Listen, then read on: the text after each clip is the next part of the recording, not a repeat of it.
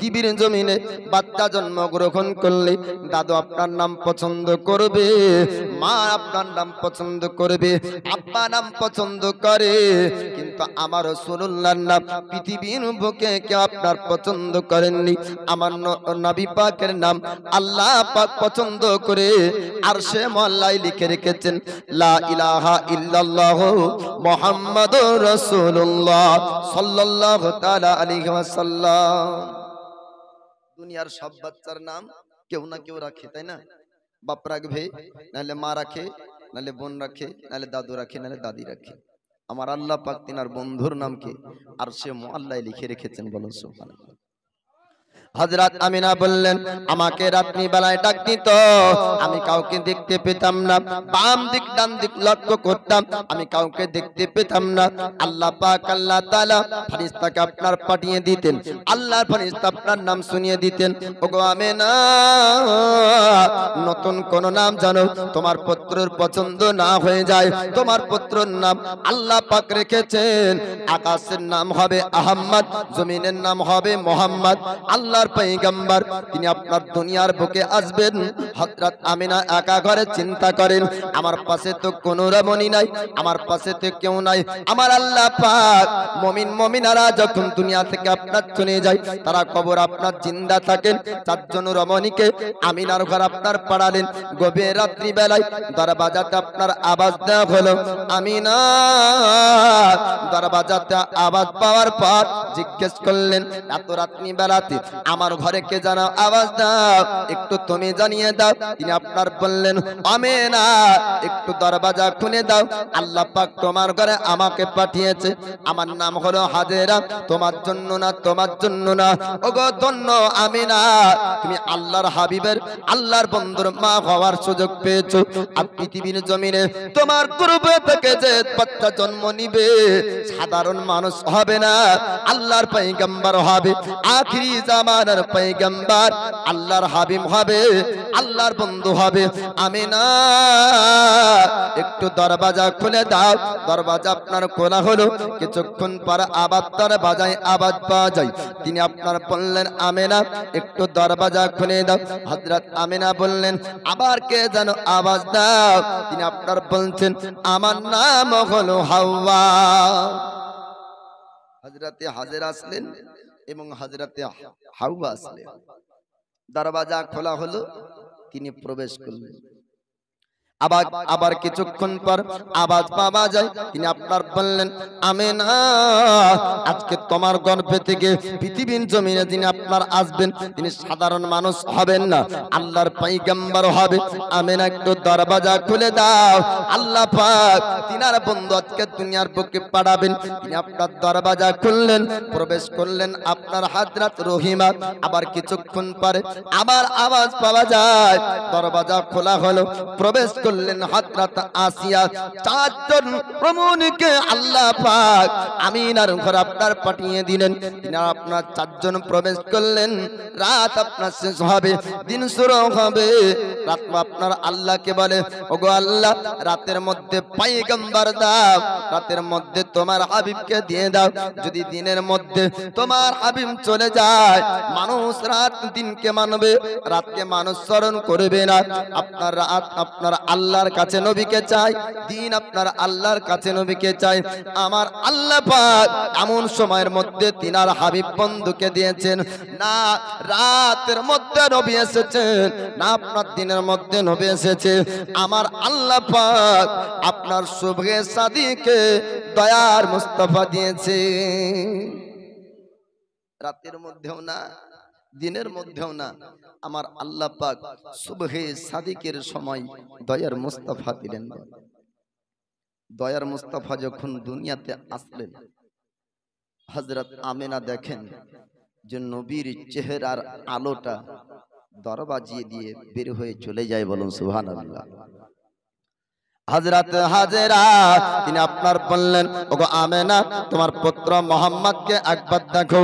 আবার তুমি দরজার বাইরে দেখো।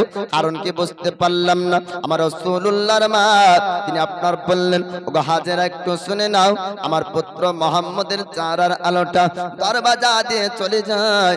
আমি আমেনা লক্ষ্য করে দেখি এই আলোটা কতদূর পর্যন্ত যায়। 1 মাইল 2 মাইল নয়, আপনার মক্কার জমিন থেকে মুলকে শামের পাহাড় পর্যন্ত চলে যায়। জোরে বলুন সুবহানাল্লাহ। আল্লাহর পয়গম্বর ইমামুল আম্বিয়া নবীজি তিনি আপনার 2 হাত এবং 2 পা কানা টান দিয়ে সাজদা অবস্থায় গিয়ে আল্লাহ পাকের কাছে দোয়া করেন, ইয়া রাব্বি হাবলি উম্মতি, ইয়া রাব্বি হাবলি উম্মতি। পৃথিবীর জমিনে আল্লাহর পয়গম্বর এসেছেন, উম্মতের জন্য আপনার কান্না করেন। পুরো মক্কাবাসীরা তারা আপনার খবর পেল আব্দুল্লাহর পুত্র মোহাম্মদ হয়েছে। এত সুন্দর চেহারা মক্কার জমিনে আজ পর্যন্ত এমন সুন্দর বাচ্চা জন্মগ্রহণ করেনি। মক্কার বাসীরা আমিনার ঘরে রেশনের নয় আপনার ভেন করলো। সবাই আপনার এসে আমার দয়ার মুস্তাফাকে দেখে আর সবাই প্রশংসা করে। মক্কার জমিনে আজ পর্যন্ত এমন সুন্দর বাচ্চার জন্ম হয়নি। অলিতে গলিতে একই প্রশংসা চলে গেল। আমিনার গর্ভ থেকে আজকে 14 তারিখের চাঁদ হার মানবে এমন সুন্দর চেহারার মানব এসেছে পৃথিবীর জমিনে। নতুন যদি সুন্দর জিনিস আসে, গঙ্গা প্রসাদের মানুষ যেমন ভিড় করবে, তেমনি আপনার রাসূলুল্লাহকে দেখার জন্য মক্কাবাসীরা আর আপনার সবাই ভিড় করলো। আবু লাহাবের একজন বান্দে ছিল, নাম তার সয়বা। সয়বা ছুটতে ছুটতে আমিনার ঘর আপনার আসলেন। আসার পরে বলছেন, আমেনা, একটু তোমার পুত্রকে দেখিয়ে দাও। এত সুন্দর চেহারা আজ পর্যন্ত নাকি মক্কার জমিনে দ্বিতীয় মানুষ আসেনি। তিনি আপনার আসার পরে আমার দয়ার মুস্তাফাকে কোলে নিলেন। কোলে নেওয়ার পর আমিনাকে বললেন, ওগো আমিনা, একটু যদি অনুমতি দাও, তোমার পুত্র মোহাম্মদকে আমার স্তন থেকে দুধ পান করাবো। আল্লাহ নবী ইমামুল আম্বিয়া পয়গম্বর আযম পৃথিবীর জমিনে যার প্রথম দুধ পান করেছিলেন তিনি অন্য কেউ না, অন্য কেউ না, আবু লাহাবের বান্দি আপনার সয়বা স্তন থেকে দুধ পান করালেন।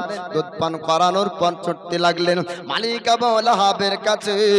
ডাক দিয়ে বলেছিলেন, মালিক আবু লাহাব, আপনার ভাতিজা হয়েছে, নাম তার মোহাম্মদ। মক্কার জমিনে এমন সুন্দর বাচ্চা কোনোদিন সয়বা দেখতে পাইনি। আবু লাহাব বলল, ওরে সয়বা, আজ এত আনন্দের খবর আমাকে দিয়েছিস, যা যা, আমি তোকে আজাদ করে দিলাম, আমি তোকে মুক্তি করে দিলাম। আর কোনোদিন তোকে আমার বাড়িতে বান্দির কাজ করতে হবে না। আমার আল্লাহ পাক এই কাজটাকে এত পছন্দ আপনার করেছিলেন। 86টা হাদিস শরীফের মধ্যে আছে, আবু লাহাব জাহান্নামে জ্বলবে, কবরে তার আযাব হবে কিয়ামতের সকাল পর্যন্ত। কিন্তু একটা আঙ্গুল জাহান্নামে কোনোদিন জ্বলবে না, যে আঙ্গুল দ্বারা সয়বাকে আজাদ করেছিল। মুসলমান না, ও হলো কাফির, অমুসলিম। জাহান্নামে যাবে, আগুনে জ্বলবে, কবরে আযাব হবে কিয়ামত পর্যন্ত। কিন্তু হাদিস শরীফের মধ্যে আছে, নবীর বিলাদাতে, নবীর জন্মের খুশিতে একটি বান্দিকে আজাদ করার কারণে আঙ্গুলের শাহাদাত দ্বারাতে শরবত পান করতে পাবে, আর কোনোদিন এই আঙ্গুল জাহান্নামের আগুনে জ্বলবে না। বাকি সব জ্বলবে, ওর কান, নাক, পা সব জ্বলবে, একটা খালি জ্বলবে না। আল্লাহর নবী রহমতের পয়গম্বর মক্কা জমিনে আসলেন, পুরো মক্কাবাসীরা খুশি, খালি শহরে না পল্লী গ্রামে ওটাও শুনবেন। আল্লাহ পাক আল্লাহ তাআলা রহমতের পয়গম্বরকে পৃথিবীর জমিন আপনার পাঠিয়েছেন। মক্কাবাসী আপনার সবাই খুশি, সবাই আপনার আনন্দ করে। শহরে না, আপনার শহরে না, পল্লী গ্রাম দেহাতি পর্যন্ত খবর শুনে যায়। নবী পাকের দুধমাতা হযরত হালিমা, তার ঘরের ঘটনা আপনারা বহু পূর্বেও শুনেছেন, কিন্তু আজকে আপনাদেরকে বলবো। জীবনীতে আপনারা পাওয়া যায়, লেখনীতে আপনারা পাওয়া যায়, গায়ক আপনার বলনেওয়ালা বক্তার জবান দ্বারাতে আপনারা শুনেছেন, পাওয়া যায় যে রমণীরা এসেছিল, কেউ নিতে চাইল না। হালিমাতুস সাদিয়া অবশেষে নিয়েছিলেন, কিন্তু হাকিকাত বাস্তব হলো আমার দয়ার মুস্তাফা কারো কাছে আপনার যেতে চাননি। আমার নবী চেয়েছেন হালিমার ঘরে যাব আর হালিমার গরিবীকে দূর করব। জোরে বলুন। হালিমা ছিলেন সবার থেকে গরিব, দুর্বল সবারই নিয়ে আসছেন মক্কা শহরে। সবাই তো ধনীদের ছেলে নিয়ে চলে যাবে। নবী চিন্তা করলেন যে হালিমার গরিবীকে দূর করার জন্য আমাকে যেতে হবে, কেননা নবী যে খাবারে মুখ লাগিয়ে দেয় ও খাবার বরকত হয়ে যায়। বলুন সুবহানাল্লাহ। নবীর কদম যেখানে পড়ে যায় ওই জায়গাতে আল্লাহর পক্ষ থেকে রহমত ও বরকত হয়ে যায়। তাই নবী ইচ্ছাকৃত যেতে চাননি। রমণীরা নবীকে দুধ দিবে না, এটা কি হতে পারে? নবী বাঁঝা বকরি, বাঁঝা ছাগলকে বলেছিলেন তোর স্তন থেকে দয়ার মুস্তাফা দুধ চাই, তো আল্লাহ পাক বাঁঝা বকরির স্তনে দুধ দিয়েছেন। বলুন সুবহানাল্লাহ। তো ও নবী চাইলে রমণীরাও দুধ দিত। তো হালিমাতুস সাদিয়ার গরিবের ঘরে রহমতের নবী যাওয়ার এবং গরিবিটা দূর হওয়ার একটু কথা বলবো।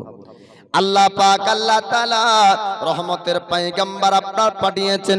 হালিমাতুস সাদিয়া পল্লী গ্রামের আপনার রমণী ছিলেন। মক্কা শহরে নবী আমার কুরাইশ খানদানের মধ্যে আপনার জন্মগ্রহণ করেছেন। মক্কা শহর থেকে পল্লী গ্রামে প্রশংসা ছড়িয়ে গেল, দেহাতি গ্রামে আপনার প্রশংসা ছড়িয়ে গেল। হালিমাতুস সাদিয়া সঙ্গের সাথীরা তারা বান্ধবীরা বলল, ওগো হালিমা, মক্কা শহরে কি যাবা না? বাচ্চা আনবে না, দুধ পান করাবে না? হালিমাতুস সাদিয়া বললেন, আমি তোমাদের সঙ্গে মক্কা শহর যাব। সমস্ত আপনার বান্ধবীদের সঙ্গে মক্কা শহরে আসছেন, সবাই আপনার বাচ্চা নেবেন, দুধ পান করাবেন, ইনাম পুরস্কার তারাও আপনার পাবে। হালিমাতুস সাদিয়ার দুর্বল সবারই আপনার সবার শেষে মক্কা শহরে যায়। সবাই মক্কা শহরে আপনার বান্ধবীরা আগে পৌঁছে গেল। তারা সবাই আপনার ছেলে নিয়ে আপনার বাড়ির দিকে ফিরে হালিমাতুস সাদিয়া অবশেষে মক্কা শহর পৌঁছালেন। আমিনার চোখে পানি ঝরে।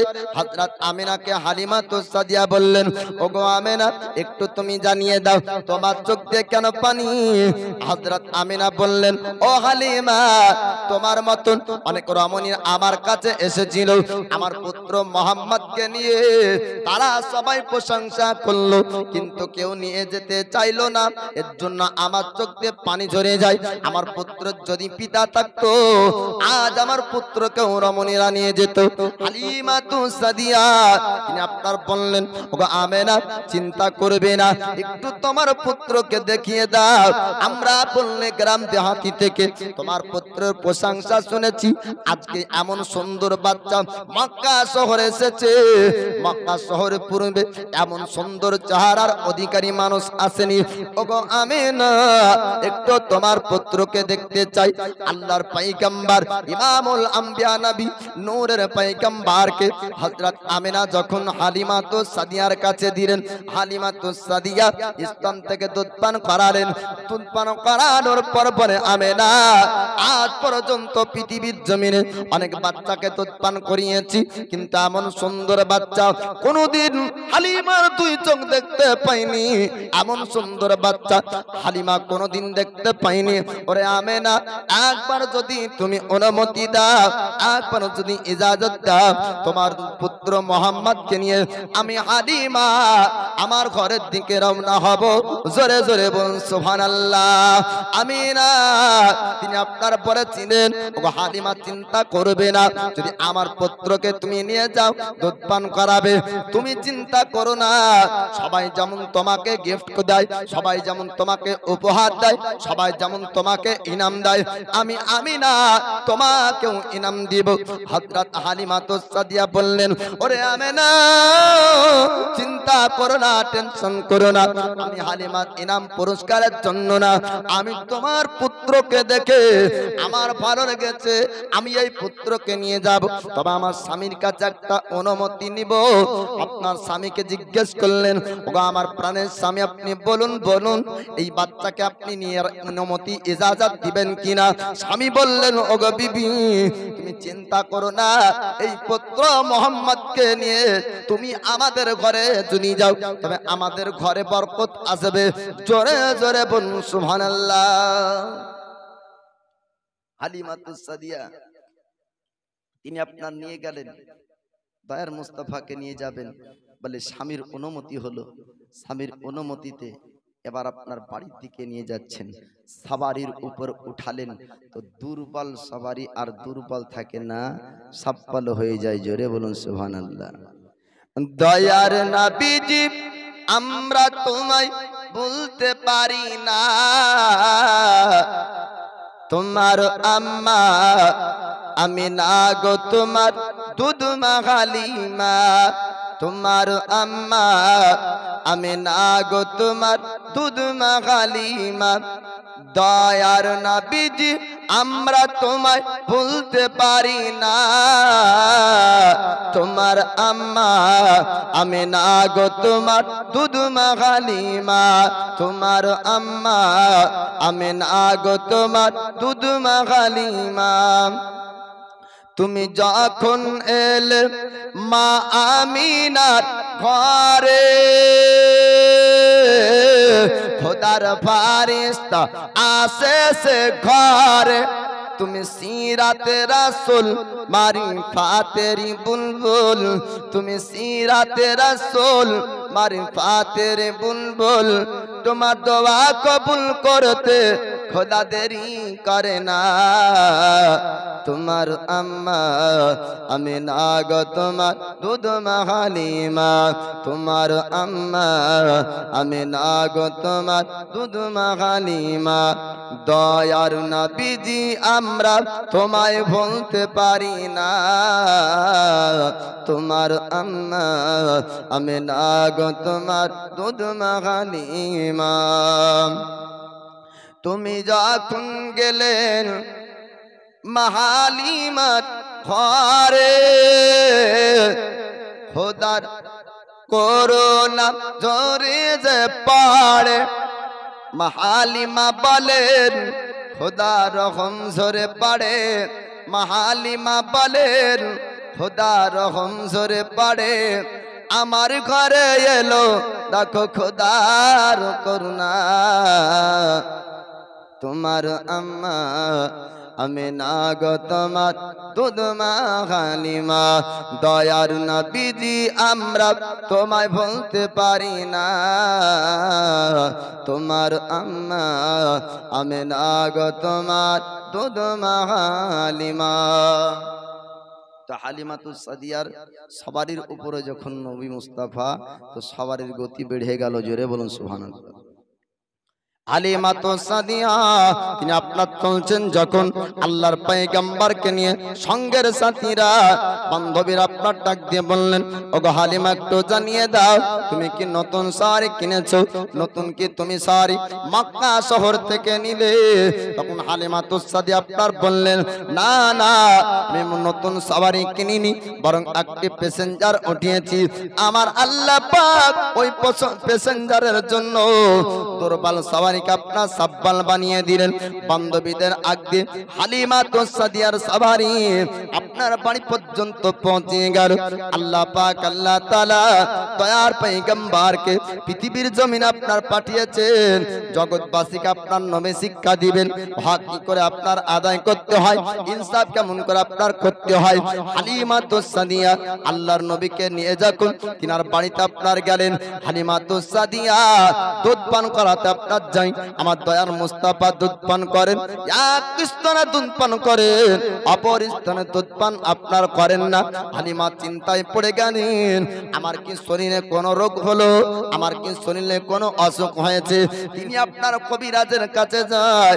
কবিরাজ মহাশয় আপনার বলেছিলেন, ওগো হালিমা আমরা পরীক্ষা করে দেখলাম তোমার শরীরে কোনো অসুখ হয়নি, তোমার স্তনে কোনো রকম রোগ হয়নি।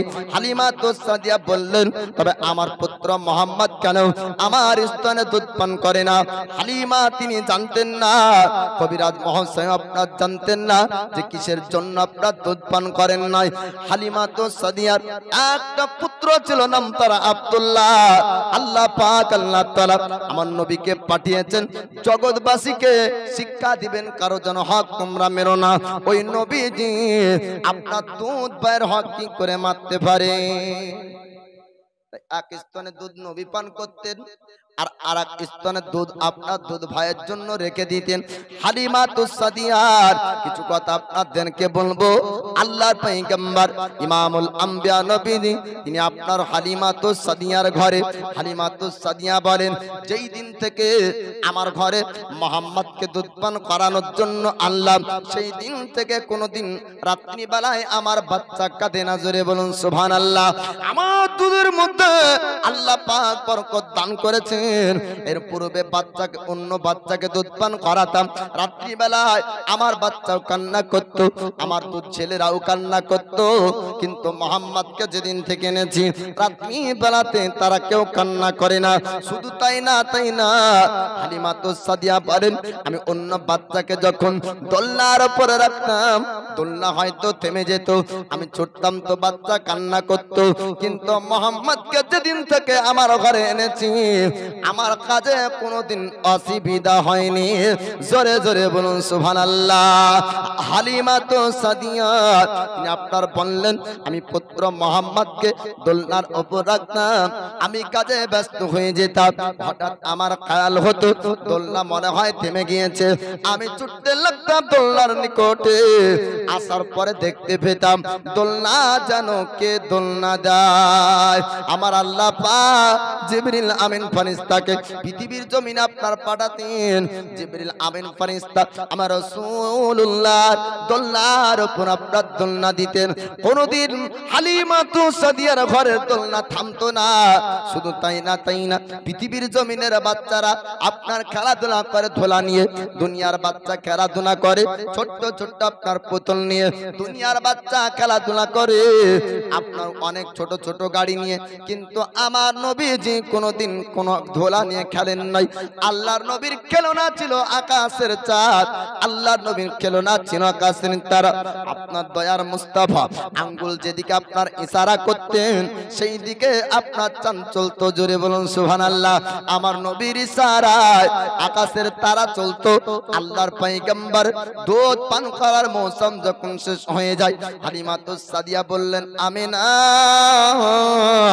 তোমার পুত্র মুহাম্মদকে এবার নিয়ে নাও। হঠাৎ আমিনা বললেন ওগো হালিমা শোনো শোনো, আমার পুত্র মুহাম্মদকে তোমার ঘরে আরো রাখতে চাই। আল্লাহর পয়গম্বর ইমামুল আম্বিয়া নবীকে নিয়ে হালিমাতুস সাদিয়া আবার আপনার বাড়ি আসলেন। প্রায় কমবেশ যখন 4 বছর বয়স হলো, হালিমা তিনি দয়ার পয়গম্বরকে দেখেন, তিনার আপনার চলা বলা আখলাক চরিত্র গুণ আস্তে আস্তে সুন্দর আলাপ পরিবর্তন হয়ে যায়। বলেন সুবহানাল্লাহ। পৃথিবীর জমিনে আল্লাহর পয়গম্বর কোনোদিন কারো কাছে আপনার অন্যায় করেননি, কাউকে আপনার আঘাত দেননি, জবানের কথা কোনোদিন আপনার মিথ্যা বের হয়নি। আল্লাহ পাক রহমতের পয়গম্বর দিয়েছেন হালিমার ঘরে। হালিমাতুস সাদিয়াকে নবী আমার বললেন ও মা জননী, আপনার পুত্র গেলাকে দেখা যায় তারা মেষ চড়ানোর জন্য, বকরি চড়ানোর জন্য তারা জঙ্গলে যায়, আমি তাদের সঙ্গে যাব, মেষ চড়াতে আমিও যাব, তাদের সঙ্গে ময়দান ভ্রমণ করব। কিন্তু আল্লাহর পয়গম্বর দুধ ভাইদের সঙ্গে ময়দান ভ্রমণ করেছেন, কিন্তু নবীকে কোনোদিন রাখল বলা চলবে না। আল্লাহ পাক রহমতের পয়গম্বর করে দোজাহানের বাদশা করে পৃথিবী জমিন আপনার যাকে পাঠিয়েছেন তিনি নবী কখনো রাখাল হতে পারেন না। জোরে বলুন সুবহানাল্লাহ। নবীকে রাখাল বলা চলে না। যে শব্দ নবীর শানে ছোট শব্দ হবে অমন শব্দ আনা চলবে না। নবীর পিতা মাতা ছিল না, কিন্তু নবীকে ইয়াতিম বলা চলে না। জি, নবীকে ইয়াতিম বলা চলে না। ইয়াতিম শব্দ অন্যের জন্য ব্যবহার হবে, নবীর জন্য ব্যবহার হবে না। আরো বহু শব্দ আছে, ওগুলি ব্যবহার করতে হবে। আল্লাহ পাক আল্লাহ তাআলা রহমতের পয়গম্বর পাঠিয়েছেন। আল্লাহর নবী বললেন ও মা জননী, আমি ময়দান ভ্রমণ করতে যাব।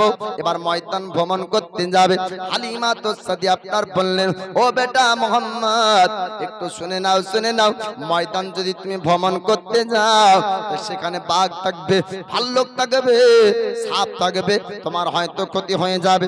আল্লাহ নবী বললেন ও মা জননী, আপনি চিন্তা করবেন করবেন না, আপনি টেনশন করবেন না। পৃথিবীর জমিনের বাঘভাল্লুক হিংস্র জানোয়াররা আপনার পুত্র মোহাম্মদ সম্পর্কে তারা জানে। দুনিয়ার জমিনে বাঘভাল্লুকেরা আপনার পুত্র মোহাম্মদের ক্ষতি করবে না। আমার নবী এমন কথা বললেন, হালিমাতুস সাদিয়া তবুও অন্তরে ভয় হলো, যদি বাঘভাল্লুক আক্রমণ করে, যদি সর্প এসে আঘাত করে দেয়, তার জন্য হালিমাতুস সাদিয়া বলছেন, বেটা মোহাম্মদ যাবার জন্য তুমি আবেদন করো না, জিদ করো না, আমি হালিমা তোমাকে যেতে দিব না।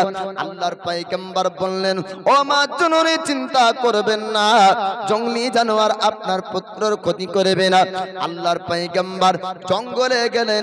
শিশু নবীর আপনার আশ্চর্যের ঘটনা বলবো। আল্লাহ পাক আল্লাহ তাআলা আমার নবীর মধ্যে অলৌকিক মুজিজা আল্লাহ পাক আপনার দান করেছিলেন। প্রথম দিন যখন জঙ্গলে গেলেন, আমার নবীকে এক জায়গায় আরাম করতে দেন, এক জায়গায় দয়ার মুস্তাফা আরাম করেন। জঙ্গলের গভীরে দুধ বাইরা চলে যায়, বকরি চড়ানোর কাজে ব্যস্ত হয়ে যায়। হঠাৎ আপনার দেখা গেল দুটো বড় বড় সাপ আসার পরে নবীর চেহারার উপরে ফানা করে আপনার দাঁড়িয়ে যায়। দুধ ভাইয়েরা দেখার পরে বাড়ির দিকে আপনার ছুটতে লাগলো। হালিমাতুস সাদিয়াকে ডাক দেয়, ও মা জননী আপনি একটু বের হয়ে আসুন, আপনি একটু বের হয়ে আসুন, আপনার পুত্রকে মনে হয় আর বাঁচানো যাবে না। হালিমা স্বামীকে আপনার ডাক দিলেন, ওগো প্রাণের স্বামী আসুন আসুন, আমাদের দুধ বেটা মোহাম্মদকে মনে হয় বাঁচানো যাবে না। ভয়ঙ্কর বড় সাপ ফনা করে চেহারার উপরে দাঁড়িয়ে আছে, মনে হয় এতক্ষণ ছবল মেরেছে। আপনার ছুটতে থাকলেন হালিমাতুস সাদিয়া আল্লাহর নবীর কাছে।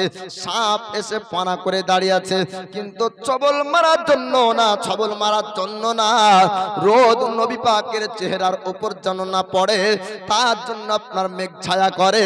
আর দয়ার মুস্তাফার চেহারায় সাপ ফনা করে হাওয়া করে, জোরে বলো। স্কুলের ছাত্রছাত্রীকে দেখা যায় খুব অতিরিক্ত গরম হলে বই ও খাতাকে তারা পাংখা বানিয়ে নেয়, করে না? তো ওই রকম দয়ার নবীর চেহারাতে হাওয়া করার জন্য সাপ তার মুখের ফনা তুলে আপনার পাংখা বানিয়েছেন, জোরে বলুন সুবহানাল্লাহ। হালিমাতুস সাদিয়া আপনার জঙ্গলে প্রবেশ করলেন, আল্লাহর নবীকে ডাক দিয়ে বলেন, ও বেটা মোহাম্মদ সাপ দুটো ভয়ঙ্কর আকারে ফানা করে দাঁড়িয়েছিল, তোমাকে কি ছবল মেরেছে? আমার রাসূলুল্লাহ বললেন, ও মা জননী আপনি চিন্তা করবেন না, পৃথিবীর জমিনে কোন জঙ্গলি জানোয়ার সাপ আপনার পুত্র মোহাম্মদের ক্ষতি করবে না। প্রথম দিন জঙ্গলের ঘটনা আপনার ঘটে গেল। দ্বিতীয় দিন আমার রাসূল যখন বলেন, ওগো মা জননী আবার জঙ্গল ভ্রমণ করতে যাব, ওই সময় আপনার বলেছিলেন হালিমাতুস সাদিয়া, না না সাপ তোমার ক্ষতি করলো না, হয়তো বাঘভাল্লুক তোমার ক্ষতি করবে। আমার নবী বললেন, মা আপনি চিন্তা করবেন না, বাঘভাল্লুক সবাই আমাকে চিনে, কেউ আমার ক্ষতি করবে না। আল্লাহ পাক আল্লাহ তাআলা পশুদের মধ্যে নবীগণদের মহব্বত দান করেছেন, জোরে বলুন। খালি আমাদের নবী না, যুগে যুগে যত নবী এসেছেন প্রত্যেক নবীকে পশু পাখিরা ভালোবেসেছে, বলুন সুবহানাল্লাহ। পয়গম্বরের কাস্তের উপরে জঙ্গলি জানোয়ার পশু ও পাখিরা পর্যন্ত আশ্রয় পেয়েছিল, তাই না? তো পশু পাখিরা আপনার নবীগণকে চিনহে, আশরাফুল মাখলুকাত হয়েও মানুষ নবী চিনল না। আল্লাহ পাক আল্লাহ তাআলা আমার দয়ার পয়গম্বরের মহব্বত জঙ্গলি জানোয়ারদের মধ্যে আল্লাহ পাক আপনার দিয়েছেন। হালিমাতুস সাদিয়া আপনার বললেন, ওগো বেটা মোহাম্মদ জঙ্গলে যদি তুমি যাও, যদি ক্ষতি হয়ে যায় তোমাকে জঙ্গল যেতে দেব না। আল্লাহর নবী বললেন, ও মা জননী আপনি চিন্তা করবেন না, আপনি টেনশন করবেন না, পৃথিবীর জমিনের জঙ্গলি জানোয়ার হিংস্র জানোয়াররা আপনার পুত্র মোহাম্মদ সম্পর্কে তারা জানে। আল্লাহর নবী ইমামুল আম্বিয়া দ্বিতীয় দিন জঙ্গল প্রবেশ করলেন। দুধ ভাইরা গভীর জঙ্গলে বকরি চালানোর কাজে ব্যস্ত হয়ে যায়। আর এদিকে জঙ্গলে জানোয়ার বাঘ ভাল্লুক তাদের পরিভাষায় মিটিং করে এক জায়গায় গচ্ছিত হয়েছে। আপনার বকরি ছাগল গুলাকে আটক করে ঘেরাও করলো। দুধ ভাইরা কাঁদতে কাঁদতে ছুটতে লাগলো আপনার বাড়ির দিকে। আমার নবী বললেন, ভাই একটু তোমরা দাঁড়িয়ে যাও, এত কেন কান্নার আওয়াজ, এত কি হয়েছে, কেন তোমরা বাড়ির দিকে রওনা হয়? দুধ ভাই তারা আপনার বলল, ও ভাই মোহাম্মদ, আপনি বাড়ির দিকে আসুন, আপনি বাড়ির দিকে আসুন। যদি জঙ্গল থাকেন তবে বাঘ আপনাকে খেয়ে ফেলবে, ভাল্লুক আক্রমণ করবে। জঙ্গলি জানোয়াররা আমাদের ছাগল গোলা আটক করেছে, আমাদের বকরি গোলা আটক করেছে। আল্লাহ নবী বললেন, ভাই তোমরা চিন্তা করবে না, আমি মোহাম্মদ বাঘের সঙ্গে আমি কথা বলবো, বাঘ আমার সঙ্গে কথা বলবে। একবার জোরে জোরে বলুন সুবহানাল্লাহ। আল্লাহ পাক সমস্ত ভাষার পণ্ডিত করে পৃথিবী জমিনে তিনার পয়গম্বর পাঠিয়েছেন। পশুদের ভাষা নবী বুঝতেন, পশুদের কথার উত্তর নবী দিতেন। আল্লাহ নবী বললেন, ভাই তোমরা একটু দাঁড়িয়ে যাও, আমি বাঘের সঙ্গে কথা বলবো, বাঘ আমার সঙ্গে কথা বলবে। দুধ ভাইয়েরা ভয় আপনার বাড়ির থেকে রওনা হয়। আল্লাহর নবী বাঘের নিকটে গেলেন। বাঘকে আমার নবী জিজ্ঞেস করেন, ওরে বাঘ বল বল, ওরে হিংস্র জানোয়ার বল, এই বকরি গোলা কেন ঘেরাও করেছিস? বাঘ তাদের পরিভাষায় বলেছিলেন, হুজুর আপনি চিন্তা করবেন না, আমাদের ভোগকে মেটানোর জন্য না, ক্ষুধার্তকে দূর করার জন্য না, আপনার বকরি ছাগল গোলা ঘেরাও করেছি। ইয়া রাসূলুল্লাহ, ইয়া হাবিবাল্লাহ, ওগো আল্লাহর পয়গম্বর, আপনার নূরানী চেহারাকে একবার জীবনে দেখবো, এটা আমাদের মনের ইচ্ছা, মনের আশা। আজ এক নয় দুই নয়, প্রায় কমবেশ চারটি বছর কেটে গেল। হুজুর আমরা কেউ গ্রামে যেতে পারিনি, মানুষ আমাদেরকে বল্লম মারবে, মানুষ আমাদেরকে তিন মারবে। ইয়া রাসূলুল্লাহ আপনি জঙ্গলে এসেছেন, হুজুর আপনার নূরানী চেহারাকে দেখবো বলে বকরি গুলা ঘেরাও করা, ভোগ মেটানোর জন্য না, হুজুর আপনার দিদারের একটি বাহানা। বিরাগে দিল পড়ে চারখার যে আমার, ইয়া রাসূলুল্লাহ আমার কেউ নাই তুমি ছাড়া সাহারা, ইয়া রাসূলুল্লাহ। দয়ার নবীর ইশক মোহাব্বত প্রেম ভালোবাসা অন্তরের মধ্যে গেঁথে নেন বাবা। যে নবী পশুদের কান্নার চোখের পানি মুছেন, ও দয়ার মুস্তাফাকে যদি কোনো মানুষ প্রকৃত ভালোবাসে, দুনিয়ার ভালোবাসার ধোঁকা হতে পারে, নবীর প্রতি ভালোবাসার ধোঁকা হবে না, ঠিক গ্যারেন্টি, তাই না? নবীর প্রতি ভালোবাসা রাখেন, ধোঁকা হবে না। দুনিয়ার মেহবুব মেহবুবা, দুনিয়ার প্রেমিক প্রেমিকা ধোঁকা দিতে পারে, নবী কোনোদিন ধোঁকা দিবে না। কিয়ামতের দিন শাফাআত করে নবী জান্নাত নিয়ে যাবেন, বলুন সুবহানাল্লাহ। বিরাগে দিল পড়ে চারখার যে আমার, ইয়া রাসূলুল্লাহ আমার কেউ নেই তুমি ছাড়া সাহারা, ইয়া রাসূলুল্লাহ। কত জনে দেখে তোমায় কলিজা শীতল হয়ে যায়, কত জনে দেখে তোমায় কলিজা শীতল হয়ে যায়। আমাকে দাও না দিদার আকবার, ইয়া রাসূলুল্লাহ আমার কেউ নেই তুমি ছাড়া সাহারা, ইয়া রাসূলুল্লাহ। বিরাগে দিল পড়ে চারখার যে আমার, ইয়া রাসূলুল্লাহ আমার কেউ নাই তুমি ছাড়া সাহারা, ইয়া রাসূলুল্লাহ। বিরাগে দিল বেকার জান গোলামের জং ধরায়ে প্রাণ, বিরাগে দিল বেকার জান গোলামের জং ধরায় প্রাণ ওয়ারাফা'না লাকা যিকরাক ওয়ারাফা'না লাকা যিকরাক তবশন ইয়া রাসূলুল্লাহ আমার কেউ নাই তুমি ছাড়া সাহারা ইয়া রাসূলুল্লাহ বিরাগে দিল পড়ে চরকার যে আমার ইয়া রাসূলুল্লাহ আমার কেউ নাই তুমি ছাড়া সাহারা ইয়া রাসূলুল্লাহ মুলাকাতের আসাবুকে নিয়ে মরি ধুকে ধুকে মুলাকাতের আসাবুকে নিয়ে মরি ধুকে ধুকে তুমি যে শাফাআতকারী তুমি যে শাফাআতকারী হাসরে ইয়া রাসূলুল্লাহ আমার কেউ নাই তুমি ছাড়া সাহারা ইয়া রাসূলুল্লাহ বিরাগে দিল পড়ে চরকার যে আমার ইয়া রাসূলুল্লাহ আমার কেউ নাই তুমি ছাড়া সাহারা ইয়া রাসূলুল্লাহ।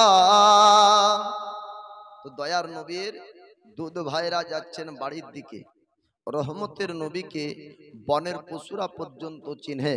নবী পাকের সিনাচাক হয়েছিল 4 বছর বয়সে, বলবো বাবা।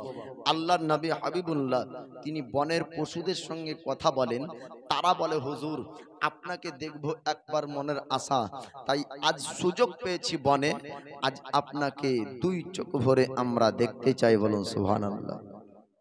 জঙ্গলে জানোয়াররা তারা আপনার বলল হুজুর আপনাকে দেখার আশা করে আমরা বকরি ঘোরাও করেছি ইয়া রাসূলুল্লাহ ইয়া হাবিবাল্লাহ, ওগো আল্লাহর পয়গম্বর আজকে আপনি লক্ষ্য করে দেখুন বাঘকে যদি আপনার ডাকে হরিণ থাকবে না, আর হরিণকে যদি আপনার বাঘ ডাকে তো হরিণের উপর হামলা করবে।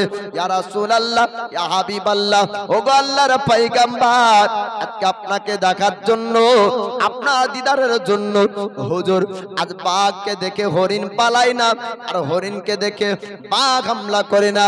ইয়া রাসূলুল্লাহ ইয়া হাবিবাল্লাহ, হুজুর আপনাকে দেখার জন্য আমাদের ভোগ মিটে গিয়েছে, আমাদের লালস দূর হয়ে গিয়েছে।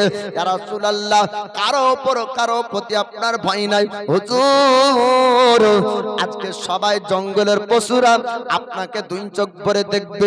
এইদিকে আপনার দুধ ভাইরা বাড়িতে যাওয়ার পর হালিমাতুস সাদিয়াকে ডাক দেয়, ও মা জননী আপনি বের হয়ে আসুন আসুন, আপনার পুত্র মোহাম্মদ বাঘের সঙ্গে কথা বলে, বাঘ তার সঙ্গে কথা বলে। এতক্ষণ মনে হয় বাঘ হামলা করবে আপনার পুত্র মোহাম্মদের দিকে। আল্লাহর পয়গম্বর তিনি আপনার বাঘের সঙ্গে কথা বলে, গ্রামবাসীরা তারা আপনার সবাই ছুটতে লাগলো। যাওয়ার পরে আপনার দেখে আমার নবীজি বাঘের সঙ্গে আপনার কথা বলে। এবার হালিমাতুস সাদিয়া বললেন, ও বেটা মোহাম্মদ একটু তুমি জানিয়ে দাও বাঘ কি তোমার উপর আক্রমণ করেছে, বাঘ কি তোমার ক্ষতি করলো, ভাল্লুক কি তোমার ক্ষতি করলো? তিনি আপনার বললেন না না, তারা আমার ক্ষতি করলো না, বরং তারা পুকুরে ঘোরাঘেরাও করেছে, আমাকে একবার তারা দেখবে বলে। আল্লাহর পয়গম্বর তিনি আপনার ওখান থেকে চলে আসলেন। হালিমাতুস সাদিয়ার অন্তরে ভয় হয়ে গেল। তিনি আপনার বললেন, ও বেটা মোহাম্মদ আর জঙ্গল তোমাকে যেতে দেব না। দ্বিতীয় দিন আমার নবী বললেন, মা জননী আপনি চিন্তা করবেন না, আবার জঙ্গল ভ্রমণ করাবো, একটু আপনি অনুমতি দেন। আমার দয়ার পয়গম্বর তৃতীয় দিনে জঙ্গলে যাবেন। দুধ ভাইয়ের আপনার নবীকে এক জায়গায় রাখলেন, পাহাড়ের উঁচুতে আপনার বকরি নিয়ে চলে যায় আল্লাহর পয়গম্বরের কাছে।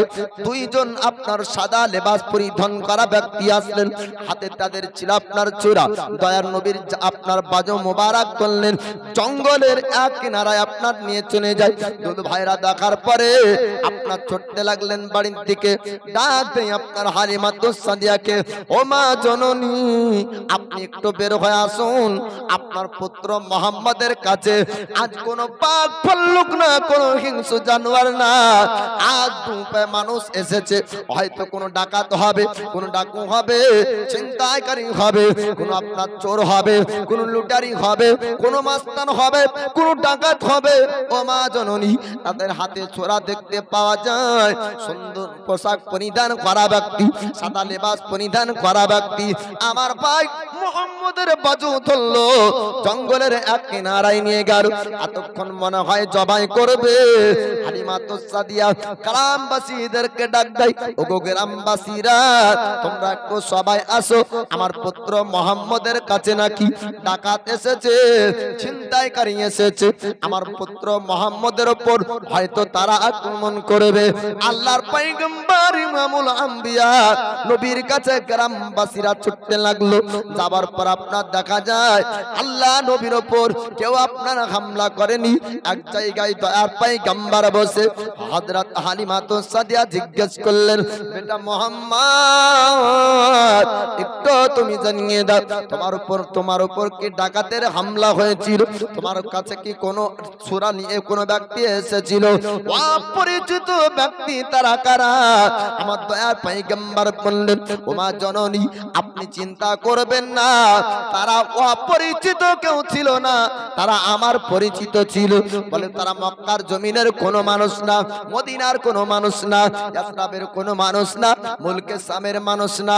ও মা জননী আল্লাহর রহমতের ফেরেশতা আল্লাহ পাকের অর্ডারে মানবের রূপ ধারণ করে আমার কাছে এসেছে। 4 বছর বয়সের পয়গম্বর আল্লাহর ফেরেশতা দেখার পর চিনলেন আল্লাহর ফেরেশতা।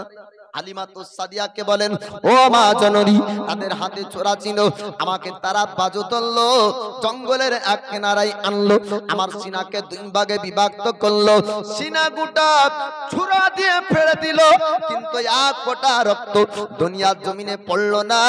ও মা জননী শুধু তাই না আল্লাহ পাক কিছু জিনিস আমার মধ্যে দিয়েছেন, যার সিনাকে 2 ভাগে ভাগ করার পরে আমার ভিতরে আল্লাহ পাক পাওয়ার স্পেশাল ক্ষমতা দান করেছেন। জোরে বলুন সুবহানাল্লাহ। কিয়ামতের সকাল পর্যন্ত আল্লাহ পাক পৃথিবীর জমিনে আমার নবীর মতন কোন মানুষকে আল্লাহ দুনিয়ার বুকে আপনার দিবেন না। না পূর্বে নবীর মতন কেউ ছিল, না কিয়ামত পর্যন্ত আপনার নবীর মতন কেউ হবে। আমার আল্লাহ পাক একজন খাস নবীকে পাঠিয়েছেন, যার চেহারার সঙ্গে কিয়ামতের সকাল পর্যন্ত কারো তুলনা হবে না। জোরে জোরে বলুন সুবহানাল্লাহ। আল্লাহ পাক ফেরেশতা মালায়েকার মাধ্যমে আমার নবীর সিনা চাক করালেন। নবীর সিনা চাক কবার হয়েছিল? বাল্যকালে সিনা চাক হলো, 10 বছর বয়সে জওয়ানি আসার পূর্বে আল্লাহ পাক সিনা চাক করালেন, এবং গারে হেরায় নবুয়তের প্রকাশ হওয়ার পূর্বে, আল্লাহর পক্ষ থেকে ওহী অবতীর্ণ হওয়ার পূর্বে আপনার গারে হেরাতে আপনার সিনা চাক করিয়েছিলেন।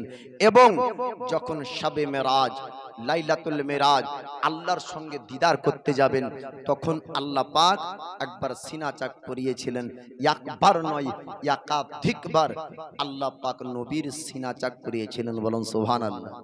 কিন্তু একবারও জমিনে রক্ত পড়েনি। তো যারা বলবে যে নবী আমাদের মতন মানুষ, দোকান থেকে নতুন 3 টাকা দামের বিলেট কিনবেন। কত টাকা দামের? 3 টাকা দামের। আর ওর আঙ্গুলটা একটু কেটে দেখবেন, যদি সাদা পানি বের হয় তো ওকে ভালো করে বুঝাবেন, আর যদি লাল পানি বের হয় তো বলবে যে কি তুই কেমন করে বলিস নবীর মতন। নবী দুনিয়াতে চললে ছায়া হতো না, নবীর সিনা ফাড়লে রক্ত পড়তো না। জোরে বলুন সুবহানাল্লাহ। নবীর মতন মানুষ দুনিয়াতে হতে পারে না। 4 বছর বয়স মোকাম্মাল, 5ম বছর বয়স শুরু, 6 বছরের পূর্বে হালিমার ঘর থেকে নিয়ে চলে আসলেন হালিমা। পূর্ণ জীবনী ধারাবাহিকভাবে বললে রাত শেষ। হালিমা আমিনাকে এনে দিলেন। 6 বছর বয়সে হযরত আমিনা দয়ার নবীকে নিয়ে গেলেন মদিনা। মদিনা থেকে ফেরার পথে, মানে মদিনাতে হলো নবীর নানার বাড়ি, ওহাব বিন মান্নাফ দয়ার নবীর নানা। মদিনা থেকে ফেরার পথে ইন্তেকাল হয় মা জননীর, দাফন হলো রাস্তায়। উম্মে আইমান, হযরত আমিনার বান্দি উম্মে আইমান সঙ্গে নিয়ে আসলেন দয়ার নবীকে মক্কা শহরে। উম্মে আইমান দেখভাল করলেন। 8 বছর বয়স আব্দুল মুতাল্লিব দয়ার নবীর দাদর ইন্তেকাল হলো। 8 বছর বয়সে চাচা আবু তালিবের দায়িত্বে দয়ার নবী থাকলেন। 8 বছর বয়সে পবিত্র ঘর কাবার তাওয়াফ করে পিঠ লাগিয়ে দিলেন কাবাতে। মক্কাবাসীরা বলেছিলেন আবু তালিবকে, আগো আবু তালিব, কুরাইশের সর্দার কাবার মুতাল্লি, আমরা দেখেছি আমাদের পূর্বপুরুষ কুরাইশের সর্দার, তাদের কাছে আসে এবং আসমান থেকে পানি বর্ষণের দোয়া চাই, আপনি একটু দোয়া করুন যেন মক্কাতে পানি হয়। তো নবী হাত উঠালেন। 8 বছর বয়সে এত পানি আল্লাহ দিয়েছিলেন, মক্কাবাসীরা বলেছিল আজ পর্যন্ত কোনোদিন এরকম পানি হয়নি, বলেন সুবহানাল্লাহ। 12 বছর বয়সে সর্বপ্রথম আবু তালিবের সঙ্গে ব্যবসার জন্য মুলকে শাম মাসহুর বাজার বুসরার বাজারে দয়ার মুস্তাফাকে নিয়ে প্রথম মুলকে শামের সফর করালেন আবু তালিব। 12 বছর বয়সের সফরে গিয়ে একজন ব্যক্তি পণ্ডিত রাহিব নামক সেই পণ্ডিত বলেছিল, ওগো আবু তালিব, যাকে সঙ্গে নিয়ে এসেছো 12 বছরের জওয়ান, এ সাধারণ মানুষ না, আল্লাহর পয়গম্বর। জোরে বলুন। সাধারণ মানুষের চেহারার মধ্যে আর এর চেহারার মধ্যে পার্থক্য আছে। তাওরাত ইনজিল জবর কিতাবে আল্লাহ পাক জানিয়েছেন আখিরি জামানার নবী হয়ে আসবেন যিনি, তিনি কুরাইশের খানদানের সন্তান হবে, নাম হবে মুহাম্মদ। তার চেহারার সঙ্গে কারো চেহারার মিল হবে না। লম্বা মানুষ যদি তার পাশে দাঁড়িয়ে যায় তারপরেও নবীর কাছে ছোট লাগবে। জোরে বলুন। কোনদিন কোন লম্বা মানুষকে নবীর পাশে দাঁড় করিয়ে দিলে নবীকে তার থেকে ছোট লাগবে না। লম্বা মানুষ দাঁড়িয়ে গেল নবীর পাশে, তাকে ছোট লাগবে। দয়ার মুস্তাফাকে 12 বছর বয়সে রাহিব নামক পণ্ডিত চিনতে পারলেন। আবু তালিবকে বললেন বসরার বাজার যেন না, বাড়ি ফিরে যান। ইহুদি নাসারারা চিনতে পারলে আক্রমণ করবে, হামলা করবে। ফিরে আসলেন। দয়ার নবীর বয়স 20 বছর হলো। সর্বপ্রথম জং হয়েছিল, তার নাম হলো জঙ্গে ফজর। জঙ্গে ফজর দয়ার নবী চাচাদের হাতে কেবলমাত্র তীর উঠিয়ে দিয়েছেন, কোনোদিন কাউকে আঘাত করেননি। জোরে বলুন সুবহানাল্লাহ। নবী দেখলেন জঙ্গে ফজরের পরে খানদানে খানদানে যুদ্ধ লাগাতে বহু মানুষের রক্ত ঝরে এবং জান চলে যায়। নবী একটি মায়দা ডেকেছিলেন, একটি মিটিং ডেকেছিলেন পুরো মক্কার সর্দারদেরকে নিয়ে। ও মক্কার সর্দারেরা, খানদানে খানদানে যুদ্ধ, গোষ্ঠীতে গোষ্ঠীতে দ্বন্দ্ব আর কতদিন ধরে করবে? আসো একটা আপোষ করি। জোরে বলুন সুবহানাল্লাহ। আজ বেধর্মীরা ইসলামের ওপর আঙ্গুল উঠে বলে মুসলিম আপনার সন্ত্রাসী, মুসলিম টেররিস্ট, আপনার মুসলিম জঙ্গি, মুসলিম অত্যাচার করে, মুসলিম বোম বাঁধে, মুসলিম আপনার ধর্মের প্রতিষ্ঠানের উপর আঘাত আনে। পূর্বের ইতিহাস উঠিয়ে দেখো, আজ থেকে আপনার 1450 বছর পূর্বে আমার দয়ার মুস্তাফা বলেছিলেন ইহুদিদেরকে, নাসারাদেরকে, বেধর্মীদেরকে যে শোনো মক্কাবাসীরা, খানদানে খানদানে যুদ্ধ করে রক্ত তোমরা ঝরায়ো না, আসো আপোষ করি। আর কোন সমস্যার সম্মুখীন হলে আমরা পরামর্শ হিসাবে আমরা সমাধান করব, তরবারি দিয়ে না। জোরে বলুন সুবহানাল্লাহ। নবুয়তের প্রকাশ তখন হয়নি। মক্কাবাসীরা এই মায়দাতে এত খুশি হয়েছিল আর তারা বলেছিল আল আমিন মুহাম্মদের ফয়সালা হলো আলা ফয়সালা। জোরে বলুন সুবহানাল্লাহ। তারা সবাই খুশি। 20 বছর বয়স দয়ার নবীর জঙ্গে ফজরের পরে মায়দা করলেন। নবী বলছেন, হাদিস শরীফের মধ্যে আছে, আমি যখন প্রথম মায়দায় ফয়সালা মীমাংসা করেছিলাম, গোষ্ঠীর দ্বন্দ্ব ঝামেলা যখন ফয়সালা করেছিলাম, এত খুশি হয়েছিলাম যে আমাকে যদি সুন্দর দুটো ঘোড়া দেওয়া হতো আমি নবী এত খুশি হতাম না। বলুন সুবহানাল্লাহ। এবার মক্কাবাসীর খানদানে খানদানে কিছু হলেই ডাকবি কাকে? বিচারক ডাক, আল আমিন মুহাম্মদকে ডাক। জোরে বলুন সুবহানাল্লাহ। আল আমিন মুহাম্মদ যেটা ফয়সালা করবে ওটা আলা ফয়সালা মেনে নিব সবাই। বড় বড় পণ্ডিত, বড় বড় বয়স্ক ব্যক্তি থাকা সত্ত্বেও, বড় বড় সর্দার থাকা সত্ত্বেও আমার নবী যেটা ফয়সালা করতেন মক্কার বুকে, ওটাই ভালো ভালো ফয়সালা ছিল। দয়ার নবী, মায়ার নবী দেখলেন পবিত্র ঘর আল্লাহর কাবা, এই কাবাটা আস্তে আস্তে আস্তে আস্তে ভেঙে পড়ে যাচ্ছে, পানি ঢুকে যাচ্ছে, পুরাতন হচ্ছে। নবী বললেন, ওগো মক্কাবাসীরা, আমাদের পূর্বপুরুষ তারা এই কাবার তওয়াফ করেছেন, এই পবিত্র ঘর কাবার জন্য মক্কার ইজ্জত বেড়েছে। জোরে বলুন সুবহানাল্লাহ। বিভিন্ন দেশের মানুষ এই কাবার তওয়াফ করতে আসে। নবী বলছেন, ওগো মক্কার সর্দার তৎসহ মক্কাবাসীরা, আসো আমরা সবাই সুন্দর করে এই কাবা বানাবো, 40 বছরের নবুয়তের প্রকাশের হওয়ার পরে ইসলাম প্রচারের করতে গিয়ে বহু জুলুম ও অত্যাচার তো হয়েছেই, তবে পূর্বে ইহুদি নাসারারা মুহাম্মদকে কি নজরে দেখতো এই একটু এক ঝলকের ঘটনা আপনাদেরকে বলবো।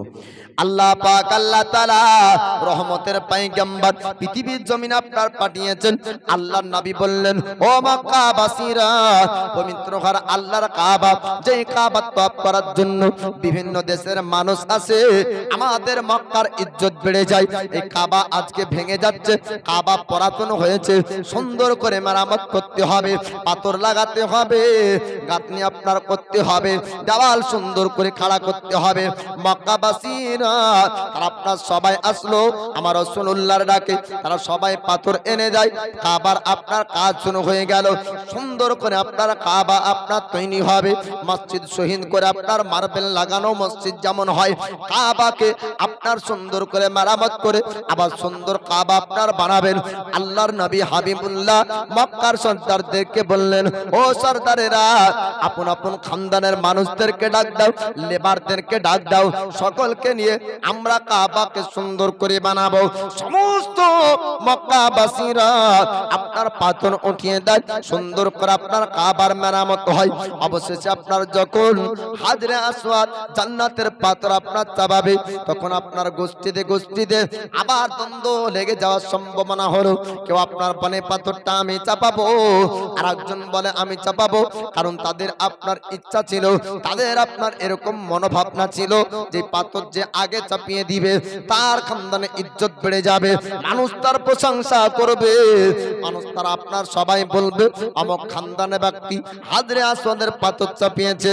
একটা পাথর চাপানোকে কেন্দ্র করে আবার খানদানে যখন যুদ্ধ লাগার সম্ভাবনা হলো, তখন আল্লাহর পক্ষ থেকে একজন শাইখ বৃদ্ধ ব্যক্তি আপনার আসলো, আসার পর বলল, ও মক্কাবাসীরা, একটু তোমরা দাঁড়িয়ে যাও, আর পুনরায় তোমরা রক্ত ঝরায়ও না, আর খানদানে তোমরা লড়াই করো না। ও মক্কাবাসী, আমি তোমাদেরকে একটা কথা বলবো, তোমরা কি মানবে? সমস্ত সর্দার বললেন, আপনি অপরিচিত একজন বৃদ্ধ, আপনার পরামর্শ যদি সুন্দর হয়, মানার মতন যদি হয়, আপনার পরামর্শ আমরা মানব। তখন সে আপনার বলল, ও মক্কাবাসীরা, তোমরা আজকে সবাই বাড়ি চলে যাও, কেননা তোমরা কেউ কারো কথা মানবে না, সবাই পাথর চাপাতে চাইবে। এই পাথরকে কেন্দ্র করে আবার মক্কাতে রক্ত ঝরবে, আমি আর মক্কার রক্ত দেখতে চাই না, সবাই তোমরা বাড়ি চলে যাও। আজ তোমরা বাড়ি যাওয়ার পর ঘুমিয়ে যাও, আগামীকাল সুবহে সাদিকে কাবার চাতালে যে সর্বপ্রথম আসতে পারবে, ওই ব্যক্তি কাবার উপরে হাজরে আসওয়াদের পাথর চাপাবে। তারা আপনার এই কথা যখন বলা হলো, সবাই মেনে নেয়, আপনার বাড়ির দিকে চলে গেল, সবাই এবার কাবার কাছে আসবে। আল্লাহর নবী ইমামুল আম্বিয়া সমস্ত ব্যক্তির আগে কাবার চাতালে আপনার এসে পৌঁছেছেন। সবাই আপন আপন ঘোড়া নিয়ে আপনার ছুটে, কেউ আপনার উট নিয়ে আপনার ছোটে, কাবার কাছে যদি আগে যেতে পারি, হাজরে আসওয়াদের পাথর চাপাতে পাবো, আর খানদানের নাম রোশন করব, খানদানের ইজ্জত বাড়বে, খানদানের প্রশংসা বাড়বে। এর জন্য সবাই আপনার চড়ে আসার পর দেখা যায় আমার পয়গম্বর ইমামুল আম্বিয়া নবী আমার ওই কাবার চাতালে হাজির হয়েছেন। জোরে বলো। মক্কাবাসীরা তারা সবাই আপনার বলেছিল, ওগো মুহাম্মদ, আজকে হাজরে আসওয়াদের পাথর তুমি চাপাবে, আর কুরাইশের ইজ্জত সম্মান বেড়ে যাবে। আমার নবীর ফয়সালা আপনার দেখুন। আল্লাহর নবী বললেন, ওগো মক্কাবাসীরা, কেউ চিন্তা করবে না, আমি মুহাম্মদ কি করি তোমরা একটু দেখে নাও। যদি আমি পাথর চাপাই, কুরাইশের ইজ্জত বাড়বে, যদি আরেকজন চাপাই, তার খানদানের ইজ্জত বাড়বে। তোমরা একটু দেখো আমি মুহাম্মদ কি করি। আল্লাহর পয়গম্বর একটি চাদর বিছিয়ে দিলেন, আর চাদরের উপরে জান্নাতি পাথর আপনার চাপালেন। নবী বললেন, ও মক্কাবাসীরা, আর কেউ মক্কায় রক্ত ঝরায়ও না, খানদানে যুদ্ধ করো না, সবাই আসো, একজন করে সর্দারকে ডাকো, প্রতিটা খানদানের একজন করে সর্দার আপনার চাদরের কাছে আসলেন। আল্লাহর নবী হাবিবুল্লাহ শান্তির আপনার বার্তা দেনেওয়ালা আল্লাহ আমিন মুহাম্মদ আল্লাহর পয়গম্বর, তিনি আপনার বললেন, ও মক্কার সর্দারেরা, সবাই চাদরে একজন একজন করে হাত রাখো। প্রতিটা খানদানের সর্দার চাদরে হাত রাখলো, আল্লাহ নবী চাদরে হাত রাখলেন। একই সঙ্গে কাবার উপরে জান্নাতি পাথর চাপালেন। আমার নবী বললেন, ও মক্কাবাসী, তোমরা দেখলে প্রত্যেক খানদানের সর্দার যেহেতু হাত রেখেছে, সমস্ত খানদানের ইজ্জত বেড়েছে, কারো ইজ্জত কমলো না, আর দ্বন্দ্ব থাকলো না, সবাই সন্তুষ্ট। প্রশংসা আপনার গণিতে গণিতে করে। এক নম্বর, মক্কা শহরের মধ্যে আমানতদার বিশ্বাসী যদি কোনো ব্যক্তি থাকে, তার নাম হলো আল আমিন মোহাম্মদ। আল্লাহর নবী হাবিবুল্লাহ সম্পর্কে মক্কাবাসীর কেমন ধারণা ছিল? আপনার উম্মুল মুমিনিন খাদিজাতুল কুবরা, তিনি তার একজন গোলাম, নাম তার মিসরা। মিসরাকে বলেছিলেন, মিসরা রে, মক্কার মধ্যে একটু জানি দেখ আমানতদার বিশ্বাসী কোন ব্যক্তি আছে, মক্কার বুকে একটু সন্ধান কর। মিসরা নামক ওই গোলাম আসার পরে মক্কাবাসীদেরকে বলেছিলেন, ও মক্কাবাসীরা, একটু তোমরা জানিয়ে দাও মক্কার মধ্যে আমানতদার বিশ্বাসী কোন ব্যক্তি আছে। তখন মক্কাবাসীরা তারা এক বাক্যে বলেছিল, ও খাদিজার গোলাম মিসরা, শোনো শোনো, মক্কার বুকে যদি কোনো বিশ্বাসী ব্যক্তির সন্ধান করতে চাও, অন্য কেউ না, অন্য কেউ না, কুরাইশের খানদানের আল আমিন মুহাম্মদ। তারা কেউ ইসলাম ধর্ম গ্রহণ করেনি, নবীর নবুয়তেরও প্রকাশ হয়নি, ইহুদি ধর্মেরই ব্যক্তি তারা, নাসারা ধর্মেরই ব্যক্তি তারা। তারপরেও বলছে যে আল আমিন মুহাম্মদের মতন সুন্দর মানুষ আর মক্কার জমিনে নাই। জোরে বলুন সুবহানাল্লাহ। গঙ্গা প্রসাদের মানুষ আজকের রাত্রিতে নবীর জীবনী শুনছেন, দু একজন যদিও বা ঢোলে, বাকিরা মন দিয়ে শুনছেন, তাই না? শেষ করব না, একটু ঘটনাটা শুনবেন। জি, আল্লাহর নবী হাবিবুল্লাহ তিনার প্রশংসা মক্কাবাসীরা করছেন। আজকের এই বৃষ্টির দিনে আপনার গঙ্গা প্রসাদের রহমতের ঝরছে। জোরে বলুন সুবহানাল্লাহ। ফুল বাগানে ফুল ফুটেছে, কে কে দেখবি আয় ছোটে। মৌলবীদের মুখে শুনেননি, যেখানে জিকির আজকার হয় ওটা জান্নাতের বাগান হয়ে যায়, আর জান্নাতের বাগানের মধ্যে সোতারা সে বাগানের ফুল হয়ে যায়। জোরে বলুন সুবহানাল্লাহ। বাগিচা গোলাপের বাগানে কি ফুল হয়? গোলাপ ফুল হবে। গাঁদার বাগানে কি ফুল হবে? গাঁদা ফুলের বাগান হবে। তো জিকির আজকারের মাহফিল ওটা জান্নাতের বাগান হয়ে যায়, আর সোতারা ও বাগানের ফুল হয়ে যায়। জোরে বলুন সুবহানাল্লাহ। ফুল বাগানে ফুল ফুটেছে, কে কে দেখবি আয় ছোটে, কে কে দেখবি আয় ছোটে। ফুল বাগানে ফুল ফুটেছে, কে কে দেখবি আয় ছোটে, কে কে দেখবি আয় ছোটে। দয়ার নবীর একটি মুজিজা আমি অধম আজ বলে যাই, আমি অধম আজ বলে যাই, কে নাবির আঙ্গুলের ইশারা, আর নাবির আঙ্গুলের ইশারায় আকাশের চাঁদ ফেটে যায়। ফুল বাগানে ফুল ফুটেছে, কে কে দেখবি আয় ছোটে, কে কে দেখবি আয় ছোটে। আর গঙ্গা প্রসাদ গ্রামেতে, আর গঙ্গা প্রসাদ গ্রামেতে আল্লাহ রহমত ঝরতেছে। জোরে বলবেন না সুবহানাল্লাহ। যদি আল্লাহর রহমত না ঝরতে বৃষ্টি দিনে কেউ বসে থাকে সোতা, আরামের বিছানায় ঘুম হতো না আজকের দিনে। কিন্তু এটা আল্লাহর রহমত যে সোতারা ধৈর্য ধরে বসে আছে। তাই শায়ের বলছে, গঙ্গা প্রসাদ গ্রামেতে আল্লাহর রহমত ঝরতেছে, খোদার রহমত ঝরতেছে। ফুল বাগানে ফুল ফুটেছে, কে কে দেখবি আয় ছোটে। আরব দেশে কুরাইশ বংশে নূর নবীজির জন্ম হয়, নূর নবীজির জন্ম হয়। আর খবর পেয়ে দয়ে হালিমা, আর খবর পেয়ে দয়ে হালিমা ছুটে নবীর ঘরে যায়। ফুল বাগানে ফুল ফুটেছে, কে কে দেখবি আয় ছুটে। আর গঙ্গা প্রসাদের গরম বসিরা নবীর মাহফিল সাজিয়েছে। মহব্বতে বলুন সুবহানাল্লাহ। আর তোর जो বক আল্লাহর বান্দা নবীর মাহফিল সাজিয়েছে, নবীর মাহফিল সাজিয়েছে। আর যারা যারা আছে বসে, যারা যারা আছে বসে, সবাই নবীজির দিওয়ানা।